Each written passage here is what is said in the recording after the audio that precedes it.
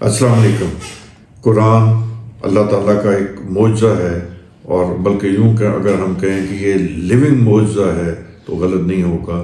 یہ ایسی کتاب ہے کہ جو ایک ان پڑھ آدمی سے لے کے پی ایچ ڈی یا جو ہائیسٹ لیول کا اسکالر ہے اس کو بھی یہ گائیڈنس دیتی ہے۔ گائیڈنس لینے کی صرف آپ میں خواہش ہونی چاہیے اور آپ اس سے رجوع کریں۔ پچھلی ولاگ میں نے کہا تھا قرآن وہ کتاب ہے جب آپ اس سے جڑتے ہیں تو یہ آپ کے ساتھ جڑ جاتی ہے اور پھر آگے آپ کو لے کے چلتی ہے۔ اب قرآن کا لیونگ معجزے کا اگر ہم دیکھیں تو دو چیزوں کو ہم دیکھیں تو ہمیں پتہ چلے گا کہ واقعی لیونگ معجزہ ہے۔ ایک تو یہ وہ واحد الہامی کتاب ہے کہ جو آج تک 1400 سال گزرنے کے باوجود محفوظ ہے۔ اس لیے محفوظ ہے کہ اللہ نے اس کی حفاظت کی ذمہ داری لی۔ سب کتابیں اللہ کی طرف سے تھیں، لیکن اس میں جو وقت کے ساتھ تبدیلی ہوئی تو نیا ایڈیشن آیا، پھر نیا ایڈیشن آیا، لاسٹ ایڈیشن جو آیا وہ قرآن ہے۔ اب وہ قرآن نے پہلے ایڈیشنز کو منسوخ نہیں کیا، صرف ان میں ان کی ترتیب بدلی یا ان میں جو باتیں لوگوں نے اپنے مفاد کی خاطر ایڈ کی تھیں ان کو اس میں سے وضاحت کر دی اور کہا کہ یہ باتیں غلط ہیں۔ ہمیں وہ کہانیاں لگتی ہیں، اکثر ہم کہتے ہیں کہ جی قرآن میں قرآن تاریخ بھی ہے، صرف تاریخ نہیں ہے، اس میں وہ تمام چیزوں کی طرف اشارہ ہے۔ میں وقتاً فوقتاً اس کا تذکرہ کروں گا کہ جو مختلف اقوام میں یعنی یہود اور نصارہ نے جو چیزیں ایڈ کی اور جو کانسیپٹس لائے، وہ کانسیپٹس قرآن نے ان کی کہانیاں بتا کے اور وہ سارے ان کو باطل کیا اور پھر بتایا کہ جی یہ سچ ہے اور یہ حقیقت ہے اور یہ اس میں انہوں نے غلو شامل کر دیا ہے۔ بہرحال بات کر رہے تھے کہ جی معجزے کی، اور پہلا معجزہ تو یہ ہے کہ یہ آج تک محفوظ ہے اور اللہ تعالیٰ نے اس کی نہ صرف حفاظت کی ذمہ داری لی ہے بلکہ یہ کہا ہے کہ بھئی سارے لوگ مل کے آ جاؤ اور ایک صورت بنا دو، ایک آیت بنا لو۔ نہیں بنا سکتے۔ کیوں نہیں بنا سکتے؟ اس لیے نہیں بنا سکتے کہ قرآن میں ایک بڑا توازن ہے۔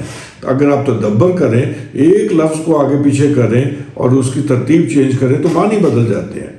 تو یہ جو توازن ہے یہ صرف اللہ ہی کر سکتا ہے، بندے کسی کی بات کرنے کی بات نہیں ہے، خواہ وہ کتنا ہی بڑا کیوں نہ اسکالر کیوں نہ ہو، لٹریٹ کیوں نہ ہو۔ قرآن کا دوسرا جو معجزہ ہے وہ یہ ہے کہ بڑی سمپل سی بات ہے، تمام الہامی کتابیں جتنے بھی صحیفے ہیں، جتنی بھی بائبل ہے، تورات ہے، زبور ہے، انجیل ہے، ساری، اور جو ہندوؤں کے صحیفے، ساری بدھ کی ساری کتابیں جتنی بھی ہیں وہ اگر ہم اکٹھی کر لیں بشمول قرآن اور ان کو جا کے سمندر میں ہم غرق کر دیں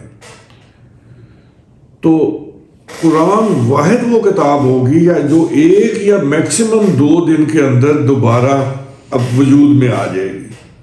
تو یہ لیونگ معجزہ ہوا نا کہ اس کے بغیر تو ممکن ہی نہیں نا۔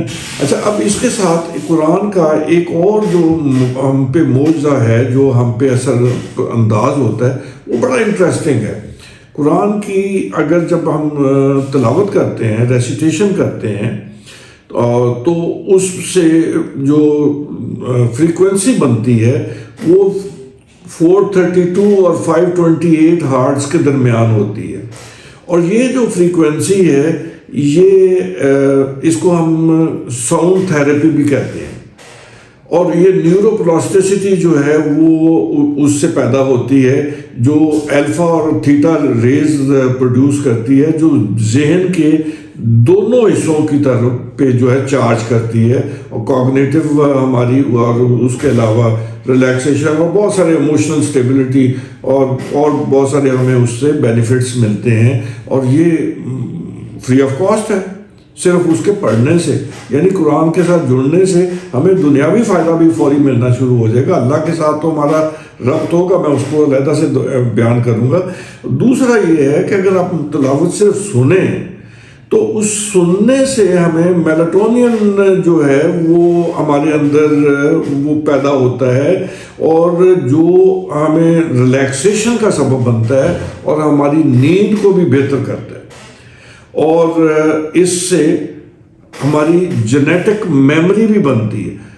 حاضرین، جینیٹک میموری کا کانسیپٹ بڑا ریسنٹ ہے، سائنس نے اب اس کو دریافت کی ہے. قرآن نے سورہ 37 آیت 77 میں اس کا تذکرہ جو ہے 1400 سال پہلے کا کیا ہوا ہے.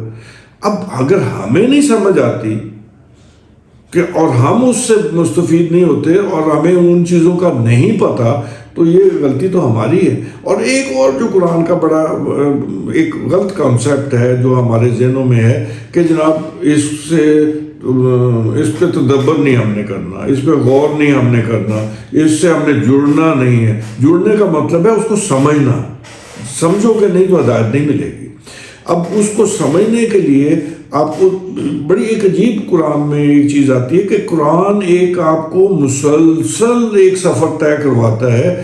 آپ ضروری نہیں ہے کہ آج جس چیز کی آپ کو سمجھ آئی 10 سال بعد وہ آپ کو جو ہے اس سے آگے کی لیول کی سمجھ آئے گی.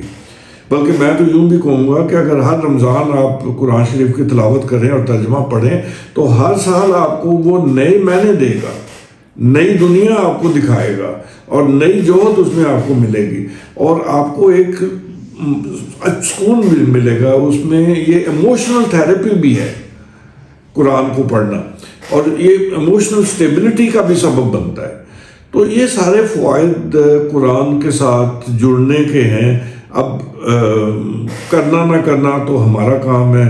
اب میری آپ سے درخواست ہوگی کہ آئیے ہم قرآن کو سمجھیں اور سیکھیں اور قرآن کے ساتھ اپنے آپ کو جوڑیں.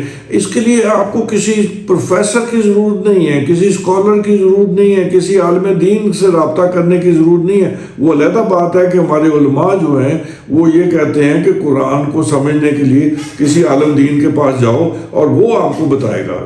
نہیں، ایسا نہ کرنا، کیونکہ اس نے جو بتانا ہے وہ پاسٹ میں آپ کو لے کے جائے گا. قرآن آپ کو پاسٹ کا ریفرنس دیتا ہے، فیوچر کی طرف تیار کرتا ہے. یعنی یہ بہت بڑا فرق ہے کہ ہم نے پاسٹ میں نہیں رہنا، ہم نے آگے بڑھنا ہے، فیوچر کی طرف جانا ہے. اور اگر فیوچر کی طرف جانا ہے اور تو تقلید کو چھوڑنا پڑے گا، ہمیں اپنا وقت تھوڑا سا لگانا پڑے گا. ہمیں اس کے ساتھ جب ہم رابطے میں آئیں گے تو وہ ہمیں خود راستہ دکھائے گا. اور قرآن ہی وہ ایک چیز ہے، واحد چیز ہے جو ہمیں صراط مستقیم کی طرف لے کے جائے گی. میں نیکسٹ ولاگ میں آپ کو اس کے بارے میں انشاءاللہ بتاؤں گا. اپنا خیال رکھیے گا. شکریہ.